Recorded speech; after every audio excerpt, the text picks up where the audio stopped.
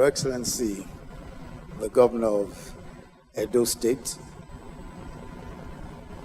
Godwin Obaseki, Your Excellency, the Governor of Ekiti State, Dr. Kayode Fayemi, Your Excellency, the Governor of Lagos State, Mr. Akimomi Ambode, Your Excellency, the Deputy Governor of Bauchi State, Mr. Audu Katagum, and the Deputy Governor of Nasarawa State, Your Excellency, Mr. Silas Ali Agara, Head of Service of the Federation, Mrs. Ekanem Oyoita, the Honorable Minister of Budget and National Planning, Udoma Udo Udoma, Honorable Minister of Finance, Zainab Ahmed, other members of the Federal Executive Council present, Chairman of the Nigerian Economic Summit Group, Mr. Aswe Igodalo, and the former Chairman of the Economic Summit Group, Mr. Pascal Dozier, captains of industry,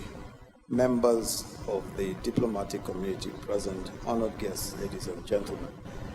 I am extremely pleased to be here again at this 24th Nigerian Economic Summit.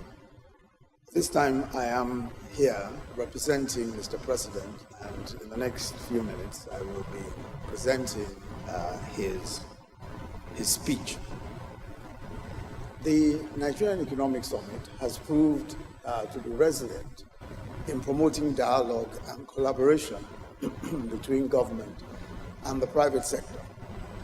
This has led to a number of very worthy initiatives and joint interventions over the years. It's also an opportunity, a regular opportunity for us to review the conditions and policies that impact on overall economic performance, and to collaboratively interrogate some of the important ideas and prescriptions preferred for the Nigerian economy. This address will be devoted essentially to an aspect of the theme of the summit, from poverty to prosperity, making governance and institutions work. The focus is on charting the course from poverty to prosperity for the majority. Absolute poverty is defined as the number of those who cannot afford the bare essentials: food, shelter, clothing. Sometimes the World Bank says those who live under $1.90. But this has become, by and large, especially over the past 3 decades, perhaps the biggest economic challenge for Nigeria. What is astonishing about the poverty situation is that it has persisted even when the nation earned its highest revenues. The NBS figures published of its household poverty surveys in 2012, which was the last survey done, showing that despite rising oil prices and growth figures, poverty increased in every study cycle. I'll just share some of the figures with you very quickly. In 1980, absolute poverty figures, that's the absolute numbers, was 17.1 million Nigerians. In 1985, 34.7 million Nigerians. In 1992, 39.2 million. 1996, 67.1 million. 2004, 66.7 million. 2010, which is the last household survey of poverty done, 112.47 million. The figures for the next cycle are currently being compiled by the NBS. But the truth is that despite what would appear to be rising revenues, especially oil revenues, poverty has remained more or less stagnant. In fact, in the period between 2004 and 2010, doubled actually in absolute numbers. The problem of poverty and the attendant deficits in human development indices becomes more significant because our population continues to grow at about 3% annually, and we are to become the world's most populous nation by 2050. The world's third most populous nation by 2050. Of this population, over 60% will be young people, and about 1.4 million entering the job market every year. But how do we explain the paradox of high growth figures and rising poverty and unemployment figures? The first explanation is that high oil revenues do not necessarily translate to jobs. The oil industry by itself produces very few jobs. The high revenues can only translate to jobs and better living standards if the revenues are invested in diversification of the economy, infrastructure, education and healthcare, and social protection for those who cannot work. The question, of course, is what happens to these revenues? How come we're unable to use these revenues in the way that they ought to be used? The most important drain on our resources is grant corruption, the stealing of large sums of public resources by public officials in collaboration with private individuals. I use the expression grant corruption to describe the direct looting of the treasury, not necessarily tied to any government contracts. This is in essence state capture. It is this heinous phenomenon that the Buhari administration has worked on to stop. What happens with grant corruption is that by diverting government revenues to private use, resources are not available to be invested in the manner that they are planned to benefit everyone, to benefit the majority of people. No economy can survive on the theft of the Commonwealth by its custodians. Impossible. And we must address the questions, especially of grant corruption, squarely. It's a different thing, and I distinguish between grant corruption and any other kind of corruption, and we'll probably get a chance to talk about that in the plenary session on corruption. That's a different thing where government contracts are given up, and there's corruption in the course of execution of government contracts. That is different from losing. That is different from what we see. It is different from taking the resources where it really is and simply diverting it. It is that type of corruption, that grant corruption, that has bedeviled in this country and has led to the kinds of resource drains that have refused us the kind of momentum that we ought to have.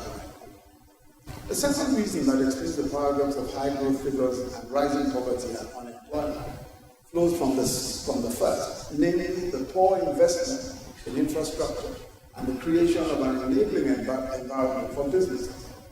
The third is the lack of commitment to diversification of the economy, which would, of course, in turn provide multiple streams of revenue. This is both a problem at the national and at the sub-national level.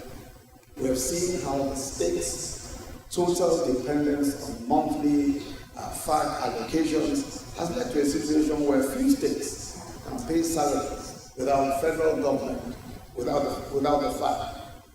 Yearly IGR in most states cannot pay their wage bills in 1 month. Nigeria's productive economy is the sum total of 36 states on the FCC, where the states do not have enough private commercial activity, even agriculture, to generate sufficient IGR. Job creation is stifled and poverty deepens. The fourth reason that explains the paradox of high growth figures and rising poverty and unemployment figures is the low investment over the years in the businesses at the bottom of the pyramid, the so-called informal sector. And we heard the last speaker speak about this so-called informal sector and why we need to recognize it and invest in it. The approach of the current government to reversing poverty and its consequences originated from the debates at the manifesto drafting stage, which I had the privilege of participating in. The two classic sides at play were those who felt that so long as we created a sufficiently enabling environment for businesses, for the formal sector to thrive, we would create enough jobs and opportunities for all. There was no need for a massive welfare scheme and no need for direct government creation of jobs. It always, according to the argument, leads to dependencies and it is unsustainable. The other argument, and the one that prevailed, was that while we supported a private sector-led economy, we had to intentionally address the creation of economic opportunities for the bottom of the pyramid, for the poorest. We were also convinced that government still had to create some jobs directly, especially for the large number of people coming out of tertiary institutions and who, of course, have no immediate opportunities. So a major premise of our economic model was the focus on empowering the jobless youth and millions in extreme poverty by a mix of microcredit schemes, infrastructure support for markets and small business clusters, and welfare for the most vulnerable, and the direct creation of jobs on a consistent basis. In sum, our focus has and will continue to be job creation. We've also decided that our focus will be on the following. One, ensuring that at least 30% of budget is spent on capital, especially infrastructure. To quote two leading Nigerian economists, as growth in public capital expenditure rises, unemployment falls, and the Human Development Index improves. Therefore, infrastructure-based policies, which initially reduce unemployment, will also improve the living conditions. Two, diversifying the economy, especially agriculture, mining, and the promotion of MSMEs. Three, strong fiscal discipline, especially zero tolerance for grand corruption. Four, support to states for payment of salaries and emoluments. Five, a social protection program covering at least 5 million of the poorest in its first phase. Most of these points were captured in detail in our economic recovery and growth plan. Generally speaking, we have tried to keep faith with these objectives. By putting in place a stricter regime of fiscal discipline, we provided for 30% capital expenditure from 2016, despite earning over 60% less than in the previous 4 years. We invested so far a total of 2.7 trillion in capital spend, the highest ever in the history of the country. This covers investments in rail, in roads, in power, and in dams. In diversifying the economy, agriculture has been a major success story, with increasing budgetary allocation to agriculture from 8.8 billion in 2015 to 46.2 billion in 2016 and 1.03 billion in this particular cycle. Through the Anchor Borrowers program, credit is given directly to smallholder farmers, and the Anchor Borrowers program is an agricultural program for financing smallholder farmers. And the CBN and 13 other participating banks have so far given credit totaling 120.6 billion naira. This has been given to 720,000 smallholder farms who cultivate 12 commodities so far, including rice, wheat, cotton, soya, cassava, poultry, and groundnuts across the 36 states and the FCT. In addition, we launched a fertilizer program to improve local blending capacity in collaboration with the Kingdom of Morocco. Today, we have 11 fertilizer blending plants with a capacity for 2.1 million metric tons.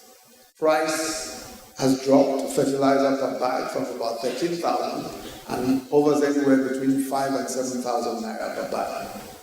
The Anchor Borrowers program is now digitized. We have all farmlands GPRS mapped. Biometric data of farmers is captured, electronic cards are issued, and specific inputs are required. This has enhanced traceability and enhanced productivity and yield also. Today, but for a few drawbacks, we are confidently approaching self-sufficiency in rice production. From importing $5 million of rice every single day, official imports are now down to 2%. And if you note, I said official imports are down to 2%. We have paid attention to supporting the states through loans. Paris Club refunds owed since 2005 and budget support facilities totaling 1.9 trillion naira so far have been given to the states in one form of support or the other. The simple reason being to ensure that consumer spending in the states does not suffer even more. On assumption of office in 2015, over 20 states were owing salaries for periods ranging from 3 to 12 months. For most states, the regular income of civil servants is a critical part of the economy of those states. A major plank of our administration's plan to move the needle positively on the poverty numbers is the social investment program. Our social investment program is the largest and most ambitious social investment program in the history of our country. We provided 500 billion for it in both the 2016 and 2017 budgets. But the total spend on the program so far in both cycles is closer to 250 billion, and that's from both budgets. The program has 6 components. The Empower program, which is our graduate employment scheme, and this is the largest post-tertiary jobs project in Africa. 500,000 graduates have been recruited as teachers, agricultural extension workers, and as public health officials. The last batch of 300,000 were recruited at the end of August. Each of these volunteers is provided with an electronic tablet. The first 200,000 have been provided. We're yet to provide the remaining 300,000. And this electronic tablet contains relevant training materials, including some for which they are trained to provide required services on an ongoing basis. So the teachers have training materials for teachers. The extension workers in the farms have training materials for extension work on the farms. And we've also trained several of them in various aspects of extension work. And in addition, in each of those tablets, we have a wide range of training materials from which the beneficiaries can train and use for their own self-development. The device empowers them to participate in the digital economy as data collectors and as analysts. And we've seen, especially from the Empower program, we've seen that a lot of the beneficiaries of the Empower program, a lot of these young graduates, have been, very enterprising, and they themselves have gone out to do all sorts of various other things for themselves, which some of the training and the tablet they receive has enabled them to do. Our government enterprise and empowerment program, which is just called G, is a program where we have given out so far over 15 billion in interest-free loans, ranging from 50,000 to 350,000. And this has been disbursed to more than 300,000 market women, traders, artisans, and farmers across the country, including the FCC. 56% of those loans have gone to women. The Trader Money program, that's different from what we call the market money, which is the 50,000 to 350,000. Now, this is an important component of giving microcredit to the bottom of the trading pyramid, the smallest businesses, the one table trader, the bread or plantain seller, or the shai or the suya, and all of the very small traders. Most of them, their total inventory is not even usually up to about 5,000 naira. So if you look at their trades, if you look at what they're selling, most don't have an inventory of up to 5,000 naira at any given point in time. When I went to launch the scheme at the Yaya market, there was a woman who was selling her pomo, which, for those who do not indulge in that delicacy, is a hide of a cow, but it is a delicacy. Everyone is pretending that they don't know what pomo is. But so this lady had her pomo in a bucket, just a bucket, and it had water in it. And I asked her how much it was. She said it was about 3,000 naira. The total, everything there was about 3,000 naira. So I said to her, okay, so what is your profit? How do you make profit from this? And she pointed to the woman who was standing right next to her. The woman who was standing right next to her had her own mama in a little bowl, and she just pointed to her like, I'm a big player here. Look at this one.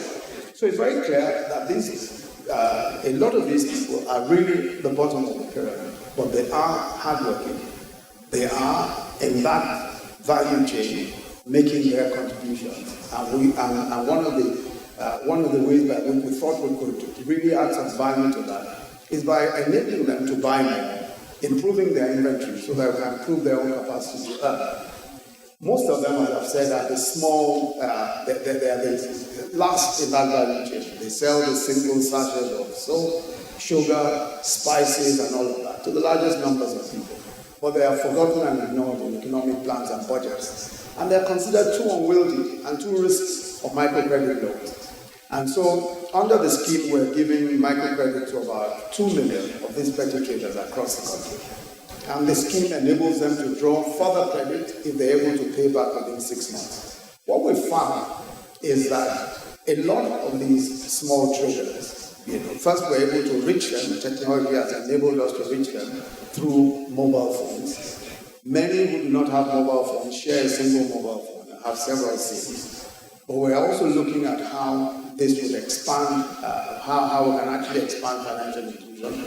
And on account of this, we've been able to open about 349,000 new bank accounts. And we are working with about between 6 and 10, I think, of the banks to be able to open bank accounts for many of these individuals so that they can have more access, more access to credit, more access to financial trading, and all of what being in the formal economy provide for them. So we give them a stronger chance to earn more, while they also service the value chains which they're already a part of. But more importantly, I think we bring them into the formal sector, and where they have access to more government patronage. I want to say also that aside from what the beneficiaries have gained, and I've talked already about the new bank accounts and all that, I think that we're also in a position to see what exactly, and to study our informal sector a bit better. One of the problems we've had is with collection of taxes, especially of a very, very large informal sector. But bringing in several into the formal sector, would of course enable us to improve even on our very low tax to GDP ratio, which is it's now close to 8%, it used to be about 6%. So we've also tried, as part of enabling the informal sector, we've tried to provide infrastructure for small economic clusters and markets. And this was done through our Energizing Economies project, providing solar power to markets and economic clusters for small businesses and petty traders. In our area market in Aba, we provided solar power for over 31,000 shops. In Sabongari market in Kano, we provided solar power for over 13,598 shops. We're opening Surah market in Lagos on Friday, where we're providing for over 1,000 shops in the first place. We're also going to be doing Balogun market in Lagos and Gbagi market in Oyo. We've done in those states about 3 markets already, in Sikon market, Nepal 1 and 2, where we've done close to 1,000 shops as well. In total, we've given solar power to about 81,691 shops, and we've serviced over 320,000 MSMEs. Now, small businesses, of course, are the focus of our economic plans. So our MSME clinics, taking regulators to the MSMEs in all the states of the Federation. We've gone to 20 states so far. And we've also, in the process, set up one-stop shops for regulatory and business approvals in several of those states. Just to quickly explain that, what we've done with the MSMEs is that we've actually gone from state to state with our regulators. So we have NAFDAC, we have SOM, we have BOI, for credit purposes, we have the Corporate Affairs Commission, and several of the other regulators and business approval agencies. And we actually take them to these states where we have these interactions over a 2-day period with the MSMEs in those states. The idea, of course, is to ensure that the regulators are better able to understand the problems and the issues that the MSMEs have. And what we've done in some states is to then set up one-stop shops in those states. So you have under one roof, we have most of the regulatory authorities under one roof, so that the small businesses don't have to travel long distances to NAFDAC or SOM and all of that.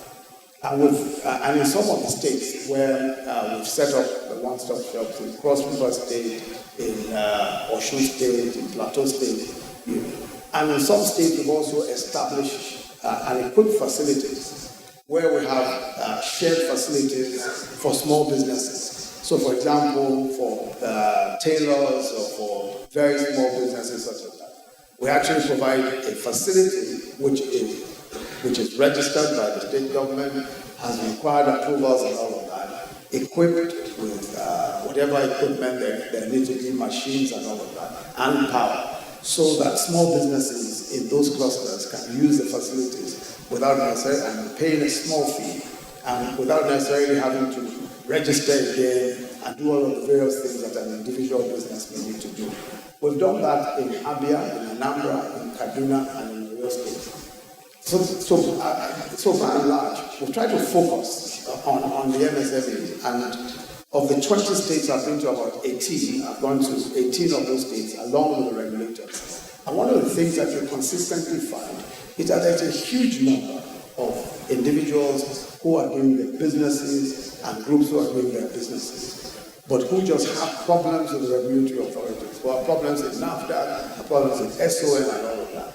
And we're happy to say that NAFDAC now has cleared, using technology, has cleared its backlog of over 5,000 applications. And part of that is because they've been able to see for themselves what the MSMEs are going through, and the MSMEs have confronted them with their problems. As part of our social investment programs, our homegrown school feeding program, which provides a free balanced meal to over 9.2 million children in public primary schools every day. The program is operational now in 26 states. And by using local produce, livestock and poultry, we support local agriculture, provide jobs for, at the moment, 95,440 cooks resident in the various communities in which the schools are located. And they, of course, are the employees of the program. We pay them directly. The cooks are paid directly by the federal government. We have their BVNs, we have their bank accounts. And they deal with the individual schools. So we have cooks in the schools in every local government. The program is designed to improve malnutrition outcomes and also to improve school enrollment. And of course, to provide, because the homegrown school feeding program, we buy produce locally. All of the produce that is used is, of course, bought locally, which enables, which also helps the farming in any of the localities where we have the homegrown school feeding program. Our conditional cash transfer program, under which we pay 5,000 monthly to the poorest and most vulnerable households in the country, on the condition that they participate in educational, health, and nutritional, and some environmental activities. So far, we've covered about 300,000 households, and our target under the first phase is 1 million households. We're assisted in this by the World Bank that helps with enumeration. The local communities and the World Bank and our staff actually identify the individuals who are considered the poorest community by community. It's been a very slow process where we had thought we'll be able to get to the 1 million mark by the end of the year. But our projections show that we will only be able to do as much as 700,000 by the end of the year. In addition to creation of jobs, two other issues are critical to resolving the poverty problem. The first is education, and the second is healthcare. Improved educational outcomes are crucial to our overall strategy to end extreme poverty, to reduce inequality, and remain in the path of sustainable growth. UNESCO's Global Education Monitoring Report and the Education Commission's Learning Center Generation Report say that there is important evidence of the impact of education on the individual's earnings, on economic growth, and in particular, they find that education actually reduces poverty, increases individual earnings, and reduces economic inequalities, and promotes economic growth. By their estimates, 171 million people could be lifted out of extreme poverty if all children left school with basic reading skills. That's equivalent to a 12% drop in the total, and that's in the world total. Absolute poverty could be reduced by 30% from learning improvements as outlined by the Education Commission.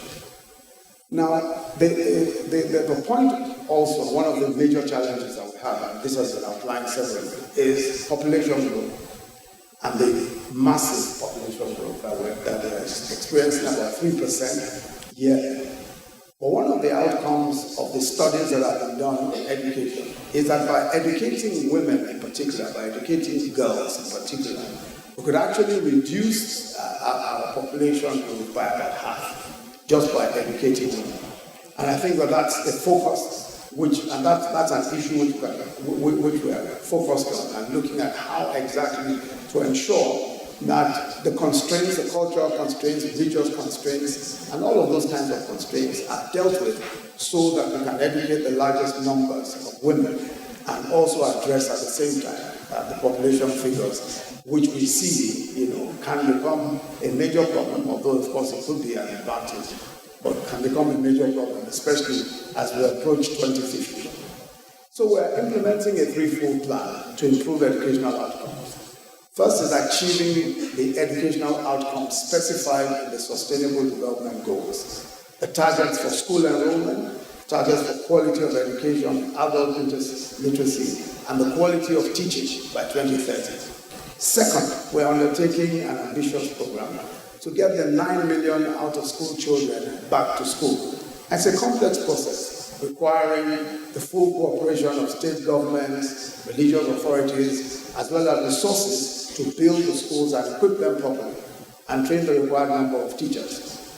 One thing we found, we've held a summit recently with all of the state governors under the umbrella of the National Economic Council to look at how to address these problems, especially problems of out-of-school children. And many of the conclusions we've reached, many of the implementable ideas that we've reached, we're already rolling out so that we can see to a drastic reduction in the numbers of children who are out of school. Our school feeding program is already leading to improved enrollment, and the Empower program also can be a source of the initial requirement for teachers. 3, our rapidly increasing population, phenomenal achievements in technology, and this our population growth has changed the educational challenge before us quite radically.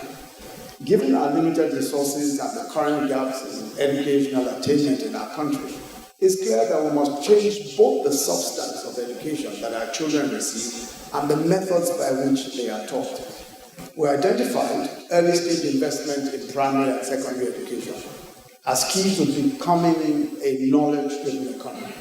There's also general agreement about the importance of STEAM education as opposed to STEM in Nigeria, which is science, technology, engineering, arts, and math, and the need for a workforce with STEAM skills to drive economic prosperity.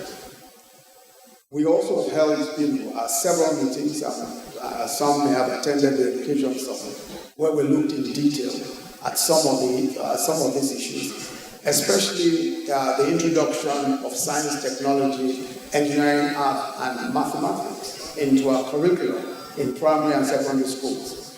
We also recognize that schooling should support the development of skills in cross-disciplinary, critical and creative thinking, problem-solving, digital technologies, all of which are essential in all of the 21st century occupations.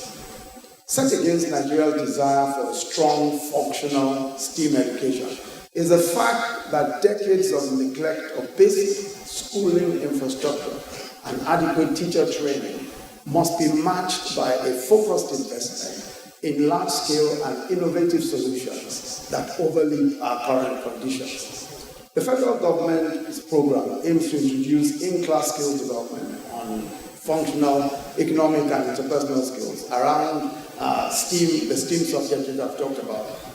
A countrywide curriculum is in development with coding, digital arts, design thinking, robotics, critical thinking, and other skills taken into account.